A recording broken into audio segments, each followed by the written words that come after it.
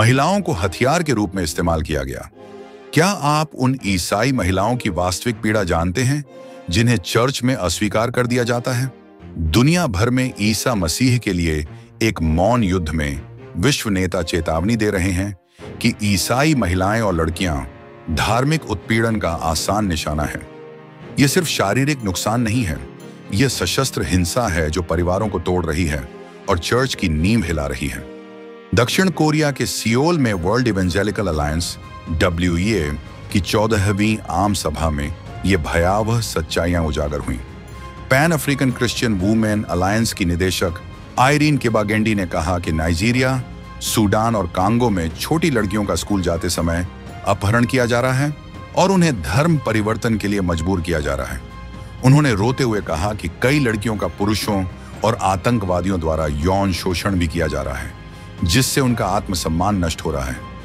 बांग्लादेश की राष्ट्रीय ईसाई फेलोशिप की महासचिव रेवरेंड मार्था दास ने बताया कि कैसे ईसाई धर्म अपनाने वाली पत्नियों को उनके धर्म के कारण त्याग दिया जाता है या जेल में डाल दिया जाता है।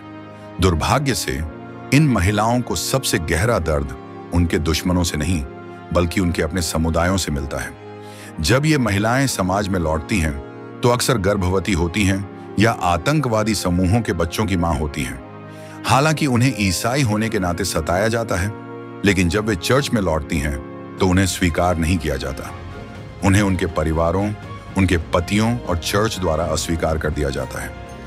जेंडर एंड रिलीजियस फ्रीडम की CEO वैन डेयर डाइजल कहती हैं, दुश्मन जीत रहा है क्योंकि हम उत्पीड़न के जानबूझकर किए गए अपमान को चर्च में विभाजन और अस्वीकृति लाने की अनुमति देते हैं। ओपन डोर्स US की सारा कनिंघम ने कहा कि इन महिलाओं पर मनोवैज्ञानिक प्रभाव, सामाजिक अलगाव और उनके द्वारा झेला गया कलंक लंबे समय तक बना रहता है। प्रेम केवल शब्दों का नहीं है, यह कर्म का प्रतीक है। प्रत्येक विश्वासी की जिम्मेदारी है कि वह इन बहनों के आंसू पोंछे, क्योंकि चर्च एक ऐसी जगह है जहां बहिष्कृत लोगों को गले लगाया जा सकता है। यूहन्ना 6:27 में बाइबल कहती है, जो कोई मेरे पास आता है उसे मैं किसी रीति से ना निकालूंगा। और रोमियो 15:7 में, एक दूसरे को स्वीकार करो जैसे मसीह ने भी हमें परमेश्वर की महिमा के लिए स्वीकार किया है।